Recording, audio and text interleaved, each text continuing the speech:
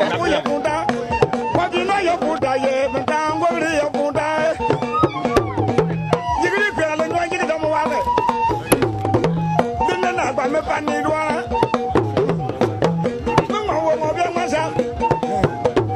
name is Napoleon Kittoe, a journalist. I stand here at Bimbago in the Bunkurugu district of the new northeast region of Ghana. In the next 1 hour or so, I will tell you the story of Bimoba people, with the Ghana version as the epicenter of this story. Stay glued to your set as I unveil this story of rich cultural tradition of the people to you. Welcome to Bimoba land, a vast territory of northern Ghana. This ethnic group is concentrated in northeast and upper east regions. Bimoba folklore has it that the tribe descended from the Songaya Empire in Mali, which was liquidated in 1591. Some notable cities of the erstwhile empire are Gao and Timbuktu, all in present-day Mali. Bimobas who settled in Burkina Faso, formerly Upper Volta, are called Fada. Those in Niger are called Gruma. Both versions of Bimobas are reckoned to be interchangeable because they are common in Africa's Sahel region and deemed to have common heritage. Their descent towards the coast of Gulf of Guinea did not come without struggles. Bimoba people were resisted by other tribes such as Mampushis, who allegedly employed Ivorian mercenaries called Trekosis to assist them establish dominance over Bimobas who had entered Ghana and Togo. Those in Togo are called Moba. They are called Bimoba in Ghana, a semantic that hybrids British and Moba since Ghana was colonized by the British. Even if the relationship among these ethnic actors is fast-forwarded to contemporary times, one realizes that Mampushis only lost their stranglehold over Bimobas not quite long ago. Until the latest review of the Chieftaincy Act in Ghana, Bimoba chiefs were enskined by the paramount chief of Mampurugu, who also had traditional responsibility for parts of Burkina Faso at the time. These allegiances are weakening under system realignments. Thus, a chief like Naba Dazuri of Pipira in the Upper East region of Ghana, previously enskined under the old order, now turns to the Bokunaba. On the journey to present settlements, Bimobas heading to the then Gold Coast, now Ghana, were either accosted or attacked by slave raiders took cover in natural caves in mountains. Some prisoners of war were kept in caves. Maternity duties were also performed in caves for pregnant women. Some of the caves served as places for keeping lions and bees. Leaders considered the direction of the bees as an oracle and settled at places where the bees perched.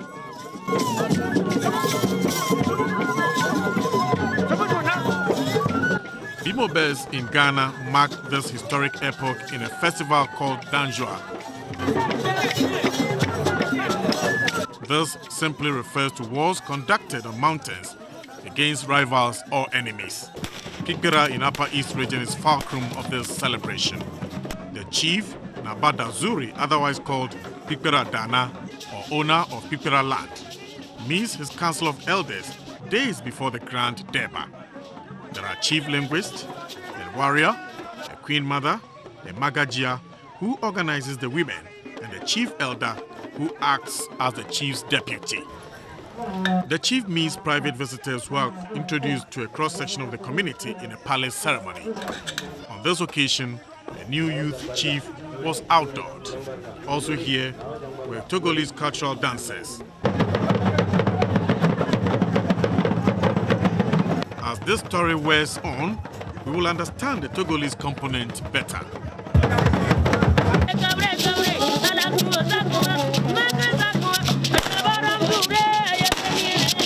Danjua Festival is here. This was the 16th edition and the chief of Pipira, his retinue, dignitaries and visitors, non-resident natives as well as people from surrounding towns and villages attended.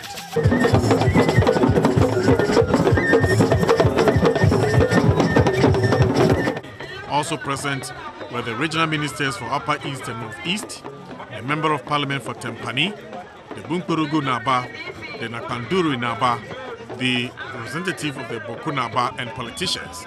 Theme for this event was environmental protection and sustainability. If you look at the road from Boga through Boku to Garu to Congo to Widana to Bugri to Kwikpura to Denugu, it is terrible. We would feel that the government should try and do something to assist us. Again, from Denugu to Bungpurugu to Nalerugu, too bad. We would appeal again, something should be done.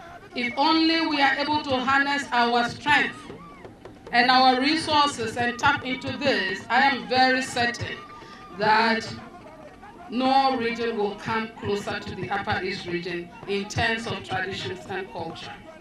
The culture of a people, it engulfs and binds the natives of Pipira in the Upper East region and by extension the Bimoba ethnic group. They might be in the minority in Ghana, but their universal form actually underscores the fact that it is a large and strong monolithic force. They trace their ancestry or their roots to prehistoric Malian Empire, but they actually straddle a number of countries such as Ghana, Togo, Benin, Burkina Faso, and the Central African Republic. Their ranks were divided following the colonial balkanization on the African continent, and across time up till today, economic migration has also contributed to their dispersal. The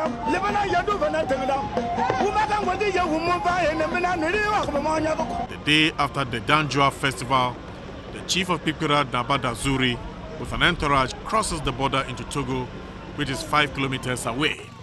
He comes to northern Togo on a dual purpose. Firstly, to thank the Bimoba brethren for joining him to mark the Danjua festival. Secondly, to perform rituals in honor of the gods and his ancestors. You are watching this documentary on GBC 24, a documentary on the Bimoba ethnic group of Ghana. But as has been said already in this documentary, this particular group can be found in many parts of the West African sub-region, including Central African Republic, which is in the center of the African continent. We have just entered the Togo part of their land, and it was led by the chief of Pipiri, who has met his counterpart on the Togolese side. They are just conferring on peaceful coexistence and how to forge ahead in unity and development. And so from this point of the documentary, you are going to see the segment that captures live about Bimobas on Togoland. Keep watching and don't move away. Many chiefs of Bimoba extraction were buried at the foot of the Danjoro mountain in Togo. It was from here the forebears led their subjects at wars. It is believed that trees, landscape, sacrifices, hilltops of mountains, and valley downhills are possessed by deities. Accompanied by the gendarmerie of Togo from their end, the chief of Pipira meets with traditional rulers in Togolese villages lined along the border with Ghana, such as Wakambu, Marche, Lupela, and Lotogu. Here, there were cordial exchanges such as gifts and by word of mouth, and they make merry to cement relationships. As indicated earlier, the Togo version of Bimoba is Moba. At this stage, we are on their land, and one of their first signposts here is this cemetery. The Bimoba people handed this piece of land for this cemetery to the Catholic Church. It was to say thank you to the church for assisting Bimobas on the path towards enlightenment. This led to the cancellation or the end of the practice or spectre where Bimobas perform ritual killings on children with congenital defects. Homage is paid in memory of an oldie called Turingma, who settled here. Clans of the tribe were named after his 3 sons. The first son, called Nabag-Jua, or representative of his clan in present generation, will be the first to hit with a stick the donkey brought to Togo for the chief of Pipira for sacrifice. The blindfolded donkey goes down immediately after the first stroke, although 4 other strokes follow. The animal falls on the ground in motionless state, obviously dead. even before it is pierced with a sharp instrument. To understand this, let me take you to another scene where only a few elders led by Pipe Radana goes there to perform rites. When you are hit with a stake from this groove, it is reported that the victim will die. Such was the stake that hit the donkey to its death within a twinkle of an eye. Strangers to the land who are allowed there after observing some rituals who make requests, which natives say are met by the deity. But wait a minute. There is one condition. The one whose requests are answered is expected to come in 1 year to thank the deity. Just 1 year, no more, no less. Understand, the place is so sacred that even when our cameras follow them, it will cease functioning. But essentially, it shows the power or the mystical powers of the gods. They go in there barefooted, and there are several objects involved here. Kola nut, a donkey, and a cock. The donkey and the cock are meant to say thank you to the gods and the people of Togoland and the Bimomas who stay here, whereas the kola nuts are meant to represent each clan he mentions, 32 of them, and anyone who happens to belong to any of the 32 clans within the Bimoba land will take one of the kola nuts. Killing a red cock is also a part of the sacrifices made, and the many feathers scattered on the ground is evidence this aspect of the sacrifice is long standing. Now, donkey is gone, and the carcass is meat for those interested. The animal is not allowed to observe its killers for fear of haunting the killers. Once the sacred animal is dead, the way is clear for consumption of its meat. Pukura will take another thigh. Then the Nani clan will take, the breast portion. But those days something happened. The senior sons and their younger brother went to the bush to do hunting. And they went to kill a bat. And there was struggle for the better part of the meat. So what happened was that the senior sons rather, a bat doesn't have a thigh because it's tiny. So they decided that, because he was young, he should take breast here, the other one would take breast here, so that the younger one, would take the thigh. But it's taboo, it's natural that if you are a senior, you need the thigh. But they refused and took the breast part. So the guy, the younger one, which is Nanik, decided that I am coming home with that portion of my meat to come and report to my father. And he reported to the father, and this is what happened. The father then said, okay, you the Naniga man, you are the owner of the oracle. You have sold your birth right to your younger brother. So as we are going to share this meat, the Naniga man is the one who is doing this sacrifice, and is supposed to be the one to be the first person to take the thigh, then followed by Pupura, and then Nababa. So the significance here is that we are now coming to share it, and then we all take our portions and leave. Far away from here, inside Togolese territory, the team was led to another point of traditional significance: spiritual water bodies. This stream, locally called Dung, it is habitat of a Bimoba deity. It is said that no one drowns in it and the water never dries out. When the stream freshets, water channels out of it through natural passages. It is also believed by Bimoba people that the Dung catches the bad omen of their land and sends them away to other destinations through connecting rivers and seas. Nearby, two streams intersect, and the force appears to channel into the white or black volta into the sea. The high tidal Yeyo stream has upper hand over the Aduk in this spiritual encounter. Small hollow wells in this environment were dug to trap horses in past conflicts. Nawat Jaji represents the chief of Togolese town called Tapialem. Farms in the catchment area are beneficiaries during rainy seasons, as water sprinkle out of control and end on farms. In dry seasons, farmers suffer, not to talk about nomadic cattle herders whose activities destroy farms. Farmers in Togo appear to echo sentiments by Ghanaian counterparts against the cattle grazing phenomena. Out of Togo and on his way to Nakpanduri in northeast region, the chief of Pikira made a stop on a bridge under which tributaries of Yiyo and Aduk streams pass. Recalling the force with which the two streams clash, eventually the Aduk subdued, the chief noted that in the past, whenever a royal was crossing the bridge, it was heralded by acoustics as playing the flute or the sound of a flute, or in modern times by blowing vehicle horns to signify the sacredness of the place. Around this place and elsewhere in Bimoba land, locals pointed to us deposits of clay material which are recovered and mixed with salt before being used on buildings as paints. Name of this chemical compound is called kaolin, part of group of industrial minerals.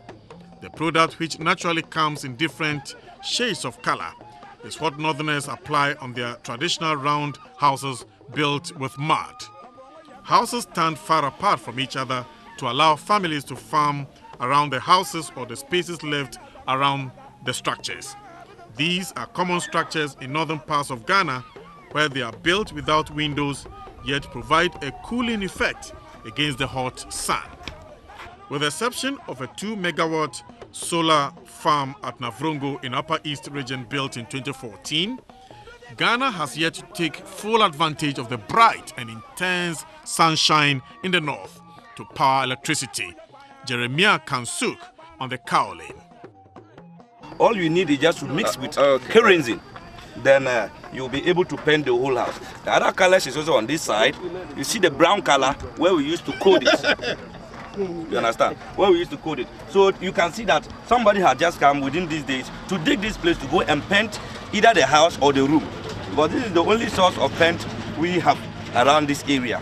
The highest point of an escarpment believed to be horizontally the longest in the West Africa sub-region is at Nakpanduri. Paths are carved for waterfalls. What a sight to behold. Ghana's first leader, Osajifo Dr. Kwame Nkrumah, put in place the accessories for this natural landscape for touristic purposes, for which reason he put Ghana under a tight microscope to have a clearer view of the landmass for specific development. That this facility is in the state that it is now, in a state of abeyance, shows that posterity is failing to build the superstructure of the foundation that he set. Stones were placed on a diagonal course to allow Dr. Kwame Nkrumah and visitors to climb to a height from where they could catch panoramic view of the landscape. This scene is a mock exercise of how Dr. Nkrumah planned to sit on the stone to be flanked by northern chiefs. A small depression was made in the stone where he was to place his drinking bottle or any light item whilst he indulged in conversation. His planned visit to this camp in 1960 was truncated when he came under bomb attack at Kulungugu in Upper East on the first leg of an itinerary. Trees planted around the stones are called pek by the Bimoba tribe. A guest house attached to the scarp by Dr. Nkrumah is largely unattended and its contents considerably depreciated.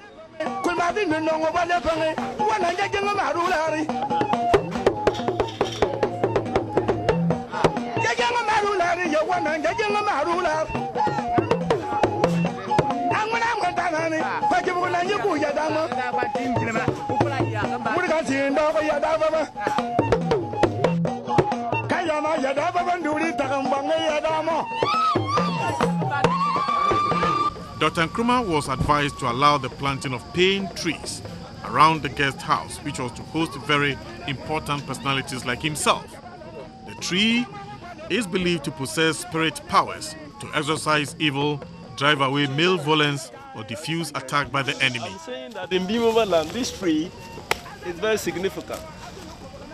If you are going to settle in a place that you think that there are a lot of enemies that might attack you in the night, in those days that I'm talking about, what you do is that this tree, you would have to look for it and plant around your gate, maybe in between where you are going to pass through. And this tree is called pin in Bimoba language, pin. pen, if I can directly translate it, means that can I say sucker of bad spirit. Nakpanduri Naba David Kansuk Nagolbila states that the conflict-prone area no more has curfew imposed on it, as feuding parties have smoked the peace pipe, buried the hatchet, and extended olive branch to each other. The traditional ceremony that engendered the thaw is called blood burial. I know of oil fields. The Eastern Corridor is going to pass through oil fields at this place. So I'm going to say, there's just 5 kilometers from here, or 10 kilometers, 5 or 10 kilometers from here. And those oil fields, it has been confirmed.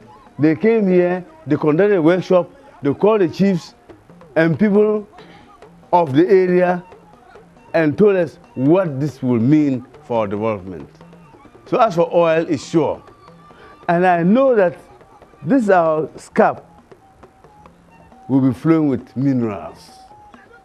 So if studies are conducted, surely they will come up with the requisite minerals. He says the Nakpanduri scarp is fit for use by paragliders and sightseers, an untapped tourist destination that requires capital injection to clear the mud on the jewel.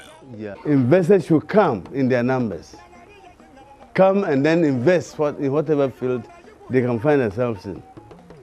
Now we have Nakpanduri Guest House. It was built by Nkrumah. It was built at the highest point. In fact, it was next to the highest point of the Gambaga Scarp. They say they call it Gambaga, but we think it should be called Nakpanduri Scarp, because the highest point of the scarp is at Nakpanduri, not far from where Nkrumah put his guest house. And in fact, at another place, there was where he placed a flag of Ghana. That is the highest point of the Nakpanduri scarp.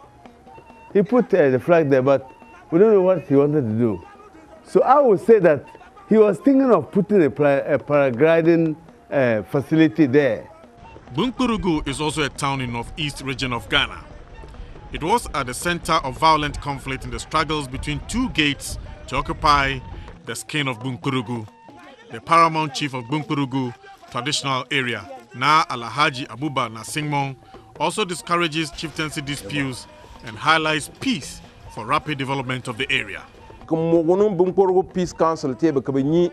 We shouldn't be very much involved in conflicts of interest of chieftaincy, because chieftaincy as it is God's gift. If you are not ordained by God to be a chief, you cannot be a chief. So let us understand each other and live in peace and harmony. We have some deposits like dolomite and limestone also in some of the areas, and he was thinking that if some of these things people or stakeholders get to know, maybe they can help develop the area.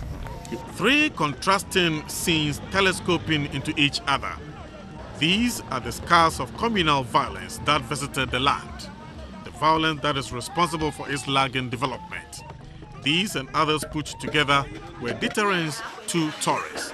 Yet at the center of Bunkurugu lay a stone cast in the mold of the map of Africa, which in addition to the Nakpanduri scarp has the potential to draw visitors to both towns. This rock was not shaped by human being, it was naturally formed. And so when we were kids, we were told stories that Bimobas believed that they own Africa. And that story was told and told over and over again, that Bimobas own Africa. And so the essence of this rock, in our belief, is the fact that this is where you get all Bimoba people, which means that in our belief, there are Ashantis here, there are Gonjas here, there are Gombas here, whatever it is, but this is the African map in Bunkurugu. It is not carved by anybody, it's natural. Like the history says, we from Sudan, or the ancient Sudan, we moved together with the other Guruli tribes up to Niger, where we came forward and our brothers, like the Gombes, moved into Nigeria and came back.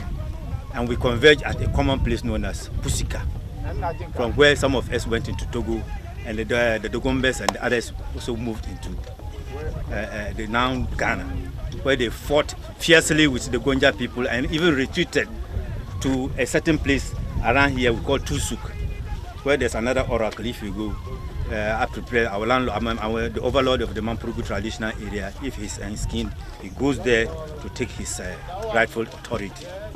District Chief Executive of Bimpurugu Nakpanduri is Alhaji Abdul Majid Azuma Duti. I think the people from Bimpurugu this time have realized that peace is needed and conflict will not send us anywhere. So instead of taking the law into our own hands, they have then decided to go the legal way. So that is why after the peace pipe was smoked, the case was in court and the case is still in court. So people have realized that it's not good to take the law into our own hands. The Member of Parliament for Tampani constituency in Upper East region is Mr. Joseph Dindiok Pemka. He's also a Deputy Minister of Justice and Attorney General in the Akufo-Addo administration. He talks about the little spark that degenerates into major conflicts in Bimoba land. Those things are triggered usually by, with the greatest respect, trivialities. When there's a problem between two persons, instead of treating it as individual problems, they treat it as community problems. And that is what is giving the bad name.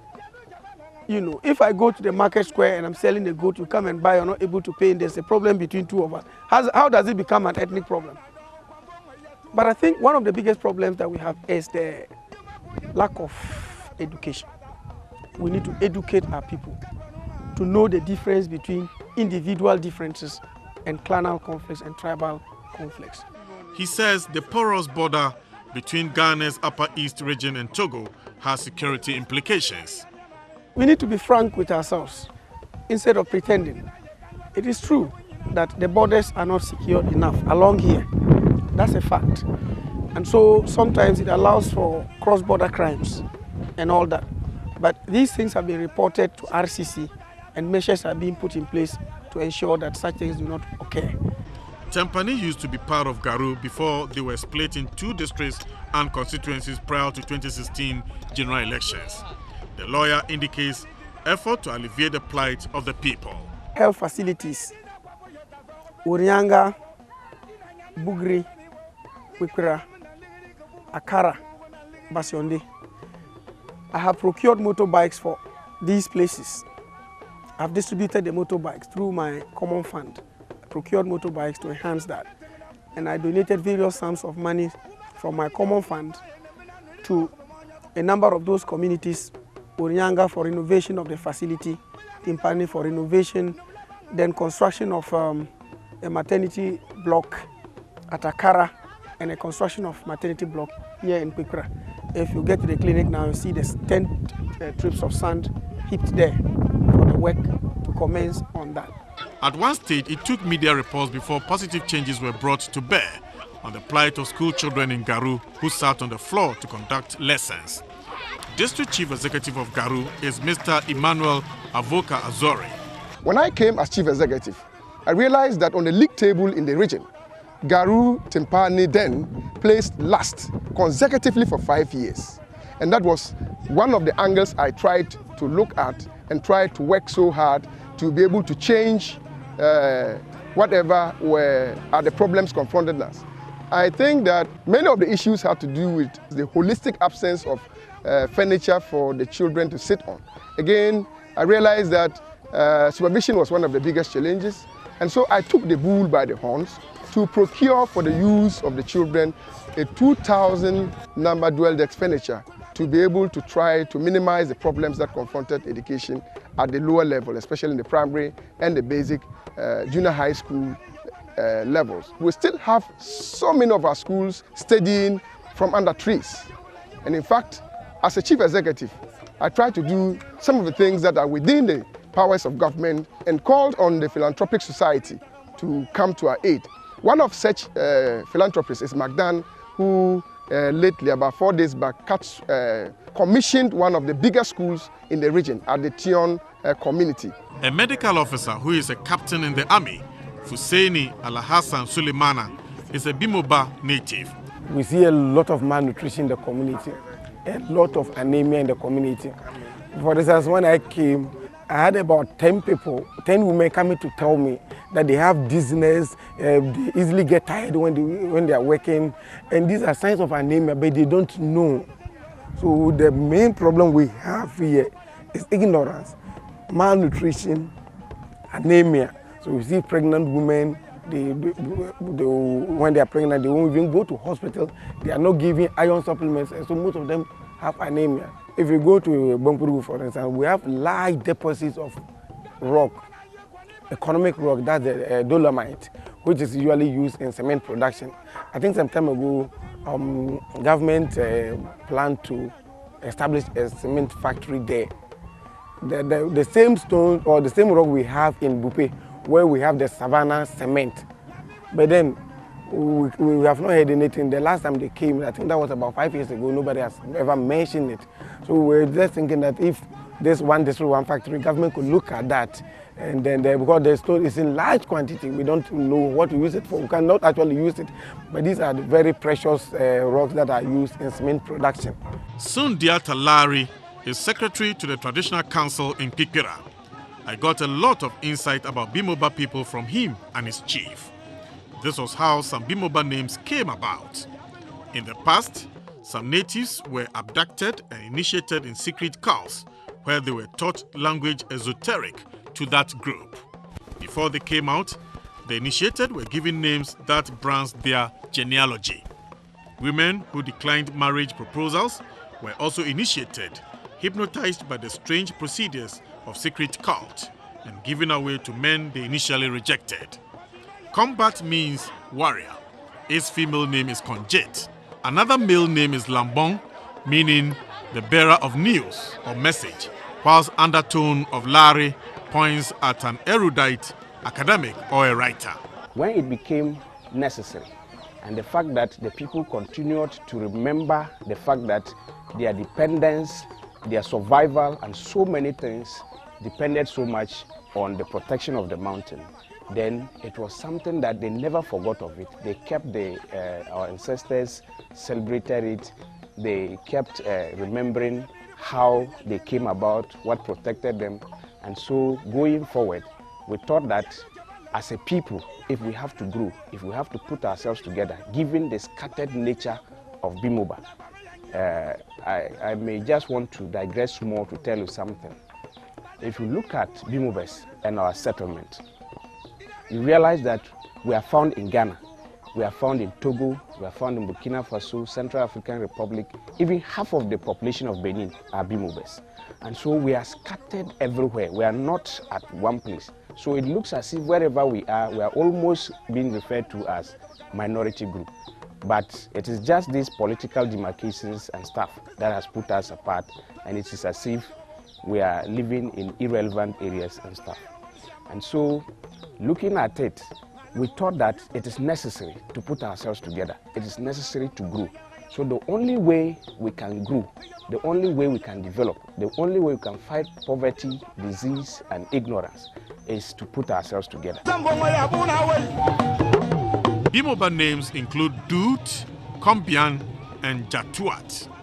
Bimoba is distinct from Kotokoli, Basari, and Konkomba, who are fairly interspersed across Upper East, Northeast, and Northern regions. Mr. Chairman, I come here with mixed feelings. One, a feeling of our rich culture, and two, a feeling of poverty. As I traveled from Tamale, when I exceeded Nakanduri, I started enjoying the Bimoba dance. And I'm sure you understand what I'm talking about. Our waist, our legs, our neck, every part of our body enjoyed the dance because involuntarily the car will yank us from one end to the other. Lacking, but of critical importance to towns in these regions, are good roads, well-equipped schools, advanced hospitals, clean drinking water, agricultural irrigation, marketing of farm produce, and the aesthetics to promote tourism. Will the public-private partnership investment focus and stick to the north for consistent development? Will the civil engineering company be hired to station in the north and systematically build the clusters of social infrastructure required in the north for the north? Is development lopsided in Ghana? Yes. Are there social inequalities in Ghana? Yes. These questions have direct correlation with limited opportunities in the north, forcing most of them to the south for greener pastures. Out of these economic bottlenecks sprang the social phenomenon called kayaye, or head porting, in which youngsters from the north come to cities in the south to do menial jobs. This has also placed farming in the north squarely at the feet of the aged. Bimoba people say the north has something special to offer, and it is time to turn attention to the place. What a sigh of relief. I can now beam with smiles, having run through this presentation with a very stern countenance, because obviously it has been padded with a lot of items. I hope you enjoyed it. This is Bimbago in Bunkurugu district of the new northeastern region of Ghana. My name is Napoleon Atu Kittoe. Keep watching GBC 24.